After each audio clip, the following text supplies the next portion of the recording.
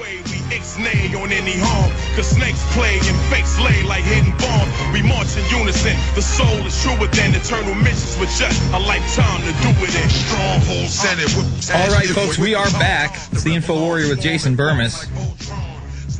As the mainstream media hails the birth of the New World Order, in their own words, we just read about 20 different headlines, and those were just the headlines. Those weren't even all the articles. We're bringing in comedian Sheldon Anderson. He was recently featured in LA Times, The Economy Melts Down, and stand-up comics joke. Now, he was a former UBS stockbroker. I'm going to guess that's how he woke up, but we're going to find out right now. Sheldon, thanks for being with us. Thanks for having me, Bermas. How are you, brother?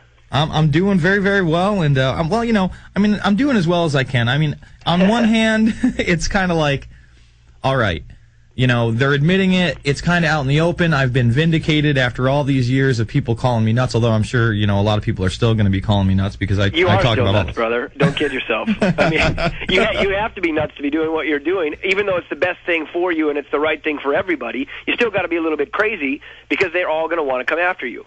I guess, but you know what? I feel like no one else was doing it other than Alex, and I feel like we need more and more voices. We need more and more talented people. We need more and more avenues to bring people into this if we are going to defeat these guys. And, you know, I mean, I don't think I'm crazy at all. I mean, honestly, there's nothing I would rather be doing. I mean, it's 9 o'clock on a Friday night. I'd rather be at the bar right now. But the fact of the matter is, they just declared a new world order at the G20 summit. The headline at Time right now, this is just, I think it was up, you know, 2 hours ago, Barack Obama's New World Order. And this is one of like 20 different articles. Hannity's talking about it. It's almost like the Twilight Zone. You know, like I said, on one side we're vindicated. On the other side, it's like, wow, they must be really ready to go full force if they're announcing it on the world stage. Well, I mean, I agree with you that I think we need more talented people and more voices. You know, I walk out in the streets in L.A., I look up into the sky, planes are flying over, dumping chemicals. It looks like a crisscross pattern. It looks like somebody's stitching in the sky, or they're going to eventually play tic-tac-toe with our lives or something like that. And I turn to the people next to me and I say, have you noticed in the sky here there are huge lines where they're dumping chemicals? And typical responses I get in L.A. are things like, I don't look up. And I'm thinking, brother, it's lucky you don't, because all you would see is crap because your head's so far up here. You know what I'm saying? Yeah, I do hear you there. So how did you come into this? But, you know, sometimes you just can't get to people by saying things about New World Order. There are still, the reality is this, nobody wants to believe it. Truly, in our heart of hearts, we are all, as individual humans, good people. And so we don't want to believe that there's something evil in front of us and that there's something evil taking place in the world. We truly don't want to believe it's true. So you have to fight through that. The problem is, once you open the curtain and you look behind and you realize it's just a jerk behind there and you know the truth, there's no going back.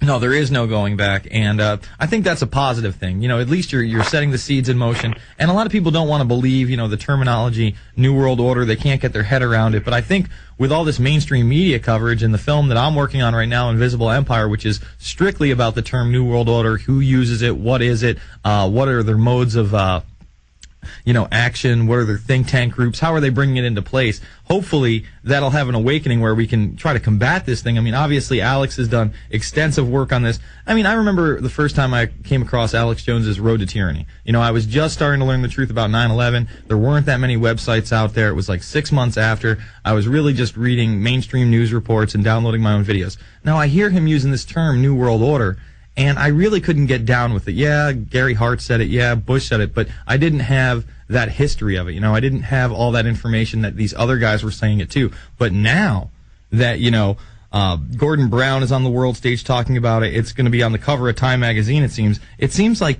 it's not just going to be a buzzword for conspiracy theorists. It seems like it's going to be a buzzword worldwide. Well, it's interesting. I mean, names are very interesting. I mean, for example, I think the whole problem with our government can basically be summed up in two words: Federal Reserve. It's not federal, and it has no reserves. I mean, it's sort of like spreading democracy by starting wars or protecting freedoms by wiretapping your phone through the Patriot Act. Or what? I mean, it's when did our government move from becoming a representative democracy to a pure hypocrisy? Oh, geez, that's a great question. I mean, obviously, with the Federal Reserve Act, probably in 1913 is when it really started to kick off. And as soon as we started to allow people like Hearst Publications to do the bidding of our corporate and banking masters, it really started to slide downhill. And I would say that it's, in this country, the last president that we had, and I don't even think he was elected as somebody who was really going to be for the people, was John F. Kennedy. I think he started to see, pull back the veil and see how evil it really was. And he thought to himself, you know what, I'm going to abolish this Federal Reserve System. He got his head blown off. I mean, Reagan too. Yeah, back and to the left. Right. But Reagan was another guy. He was in these secret societies. He had to know something was going on, but he still rallied against the Federal Reserve banking system. He took on the Trilateral Commission. He actually, was very critical of George H.W. Bush for his, dealings, and he didn't want to take him at all. But then he got the nomination. He was forced to take Bush. He said he's going to abolish the Federal Reserve, and he gets shot. I mean, it feels like as soon as someone tries to oppose that apparatus, forget about it. Well, you know what? It's this year I voted for Nader. Mm-hmm. I was originally for Obama because I wanted to believe in something new and something different, and I've always thought Bush was a total moron. I mean, at least change our ideology, give us a different look, give us a different feel, so that people start to not hate the United States. Because really, under Bush, people started hating the United States, and I was worried about that. Mm-hmm. And then I saw Obama change his mind on domestic wiretapping, and then I saw him be the first person to go for the bailouts. And then I saw him change and flip-flop every which way, and I realized elections in the United States, to me, are now kind of like the WWF used to be. Because when I was a kid, I loved it. It was so exciting. I was totally passionate. Go Earthquake, go the Bushwhack Twins, whoever. And now I realize that, in the end, the winner's already been chosen. Absolutely, and I say the same exact thing, and I actually used to watch wrestling when those guys were around too. In fact, Earthquake was part of the Twin Towers. It was him and the Big Boss Man, I think. Oh, dude, don't kid yourself. And Jimmy the Superfly Snuka. Yeah, Jimmy was crazy. Dude. He always had those big. I'm from North Dakota. Okay, So just give you some background on me. So North Dakota is still, you see, it's flooding right now, but they put together 5 million sandbags in Fargo, a town of 150,000 people. 5 million sandbags to shore up the dikes and levees. Because there's a sense of community there. And I remember, Earthquake and coming back to North Dakota. And I think, it scares me living in Los Angeles because it's just a bunch of individuals that are lost. I mean, LA's an interesting place. I always tell people that LA is like a mirror. It reflects what you give it. But LA itself, there's no Los Angeles. It's not angels anymore. It's like an abused kid. I mean, the whole place is people that are just basically lost. I love living here, but this is a lost city. I didn't really enjoy it. I lived out in Los Feliz for a while in West Hollywood, and I couldn't stand it, man. I got to be honest with you. I mean, what it is. But I'm telling you, it's like a mirror. If you can't stand it, it can't stand you. If you think you're amazing, you're probably wrong. I mean, but it's an interesting place to live. But it's not a place that you're going to want to live when the S hits the F. You know what I'm saying? So how do you get involved in this? I mean, obviously, you're a stockbroker at one point. So, you're wheeling and dealing. Did you go to college for that? Did you just kind of pick up on it? I mean, what's the deal? Wow. Man, that's just a crazy story. I mean, I went to college for international politics.